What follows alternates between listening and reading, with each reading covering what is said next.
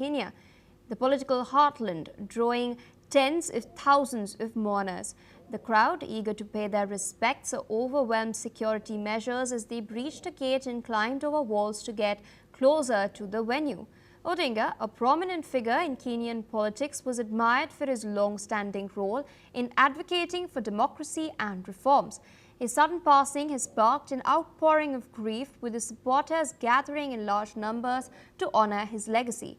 Journalists at the scene reported initial signs of chaos as the massive crowd gathered, with some mourners even pushing past security. A stampede during the state funeral on Friday resulted in 2 fatalities and over 100 injuries at the Nyayo National Stadium in Nairobi. The tragic incident occurred as tens of thousands of mourners gathered to view Odinga's body after the service itself. Still with us on the broadcast is Professor Kialboga Mefunye. Of course, he was a towering opposition leader, but I wanted to understand from you, how do you think Raila Odinga's passing will now impact Kenya's political landscape, especially in terms of opposition politics and the broader democratic movement in the country? I think it has left a very huge gap in Kenyan politics, and may it be said, even African politics, because Raila Odinga, a few months ago, was vying for the presidency of the African Union Commission. So you can see that he is not having only political presence and a towering political figure, as you say, in Kenya, but also in the rest of the continent. He was widely respected, and to that extent, the impact of his loss and his passing is going to be immeasurable for Kenyan opposition politics particularly, but also for national politics in Kenya in particular. We know that he has been working with a number of opposition political parties, trying to show them the bigger picture. The bigger picture was to unify the opposition political parties across the political landscape in Kenya, to make sure that they become a formidable opposition so that they could participate democratically in the running of their motherland, Kenya. But unfortunately, of course, he passed on. So as I'm saying, he leaves a huge gap. It's going to be a yawning gap in Kenyan political circles, which is going to be very, very difficult to fill from henceforth. Indeed, and what challenges do you then think the Kenyan opposition now faces in sort of covering this chasm, this gap in the future? The first challenge that I see is obviously for the Kenyan opposition parties, which are splinter opposition parties, many political parties. When I was observing the elections there a few years ago in 2017 and before then, I noticed that there are so many political parties, just almost like here in South Africa, which normally erupt even or mushroom in the run-up to an election. So the first challenge I think is going to be the regrouping of those splinter and small opposition political parties to galvanize them into a vibrant opposition. Why do we need a vibrant opposition? In terms of liberal democracy and liberal democratic politics, there has to be a governing party, some call it a ruling party, but then there also has to be an opposition party that can be able to leverage that kind of accountability and make sure that the governing party governs with accountability and, of course, responsibly in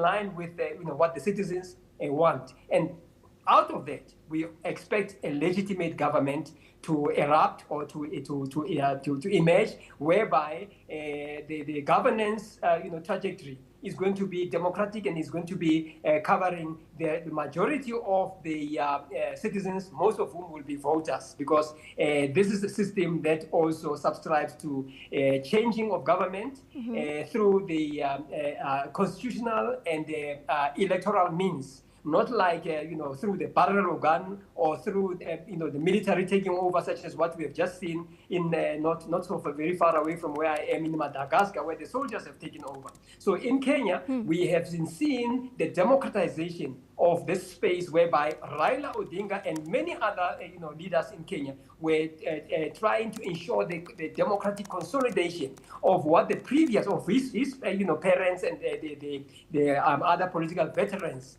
of old of Kenya had built up to make sure that Kenya does not become a one-party state that it used to be, but it becomes a multi-party democracy.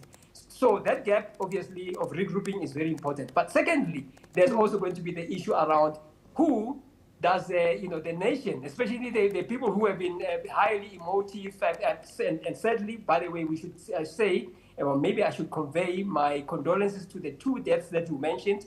It was not expected, or it was unfortunate that we had two deaths when tens of thousands of people obviously are meeting in that giant stadium in Nairobi. Unfortunately, this happened, but the majority of the citizens will now be looking around to find out which other political leader can they rally around for their grievances. Because with Raila Odinga, he was approachable from across the political spectrum. He did not just subscribe to those who were in the opposition, but he was also supported largely by people in the governing party as well. So that is also going to be a challenge. Lastly, it is going to be a question of now in parliament, because Kenya is a parliamentary democracy.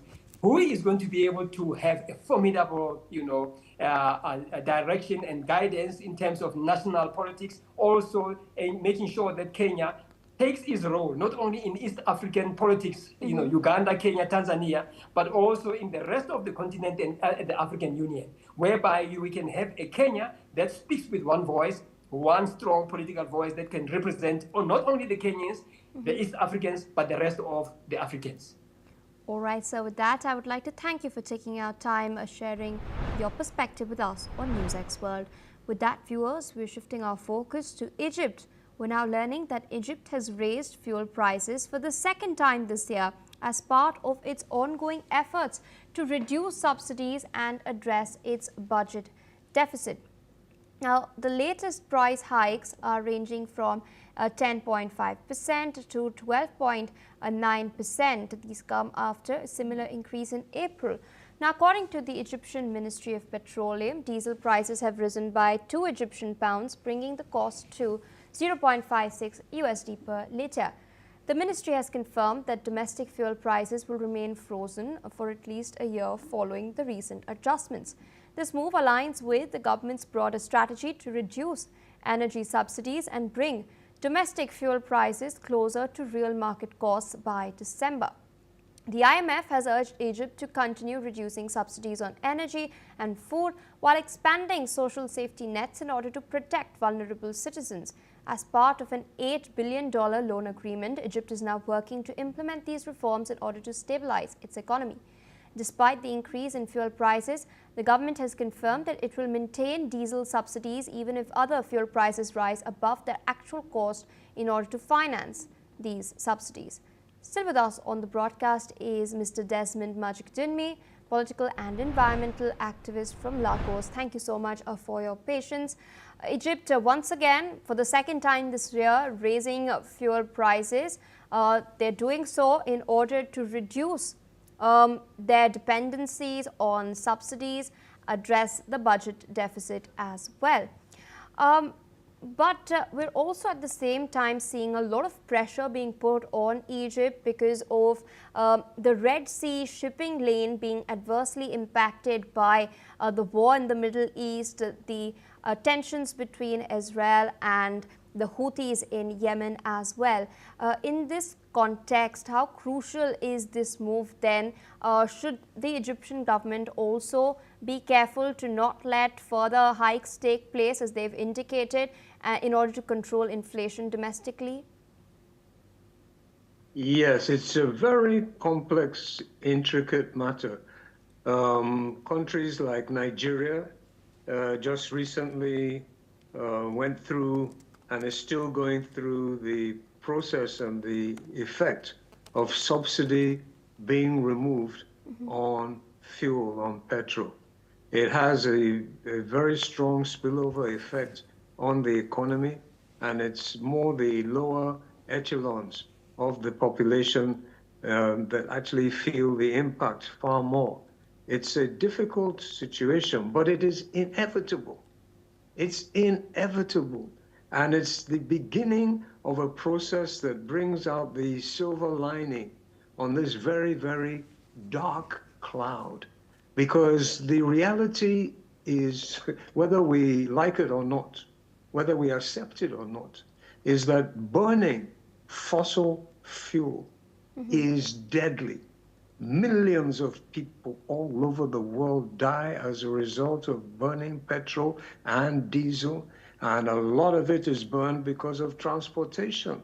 But not only is it deadly to mammalian life, as we now know, it is causing massive disruption to the ecosystems, to the atmosphere. It's causing global warming, which, has the potential to trigger off unstoppable and catastrophic consequences if it's allowed to continue much longer. So it's the beginning of a process that should have actually started a long time ago to wean people off the dependence, what we can call even the addiction to fossil fuel. And luckily for Egypt, it has a lot of the natural resources. There's a whole lot of sunlight there. They have some waterways that can also generate electricity. They have wind. There is potential in a place like Egypt to actually get clean energy. It's a bit of a rough patch, and the government need to be, very, very careful not to push the people too hard on this. But it is a bitter pill that will bring a very good cure if it's handled in the right way. Absolutely, sir. With that, I would like to thank you for once again taking out time, sharing your perspective with us on NewsX World. It of course remains to be seen how other countries in the Gulf would respond. Would they also follow in Egypt's footsteps? Meanwhile, viewers, speaking of the Gulf, we're shifting focus to Iran. In a major development, Iran has now announced that it is